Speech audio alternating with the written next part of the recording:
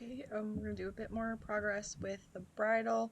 So it's going to be pretty similar to the last video you saw as far as the bridling goes, but she does seem to make some progress. She's not as worried about me putting my fingers in her mouth. She's not showing as much like resistance to that. So I just kept this little clip in of her bridling progress. So she's definitely still cool with having the bridle over her face. She's okay with it itself. That might change once the bit actually goes in her mouth, because then that can be a little aversive and then they don't want it near their face anymore. So just be aware of that when you're teaching your horse to bridle. But right now she's cool with having that bridle just draped across her face. And I'm clicking as it's on her face and then taking it off and feeding her. So we work with that a little bit, and then I just kind of work with just my fingers and my hand to encourage her to open her mouth. And now, like, the bit is just resting against her lips. Some horses will be worried about that as well. Having the bit touch their mouth can be triggering for them. She was really good for that. I think that was probably the first time that it's actually rested up against her muzzle. So that is important. I am starting her in a rubber mullen straight mouth bit. So pretty easy, like nothing crazy.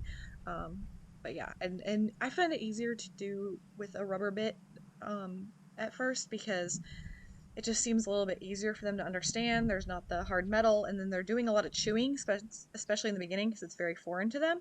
So then without the metal, they can kind of chew a little bit on a rubber bit, and it won't be as like intense for them. Like, it won't hurt their teeth as much. So I like using that. Now, like, as I do this video, let me voice over this. So that was nice. So my first step is just putting my hands on her face, and that was really nice. But as I go back and voice over this video is 2 years old at this point, I don't really ride on any bits at all, to be completely honest. I haven't ridden in a bit in a long time, and if I was going to probably ride in just like a rubber bit, but that's just kind of how I feel about it at this point.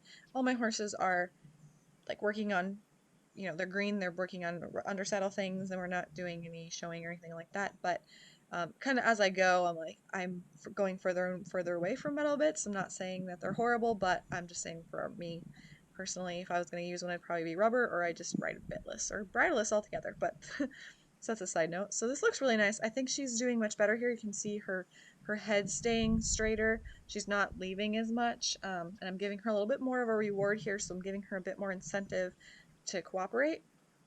So she's keeping her face still. My hand kind of touches her muzzle, and then I can go ahead and move my finger, and she stays, and she's fine. So there, I'm touching her face, kind of moving my finger into her on the corner of her mouth.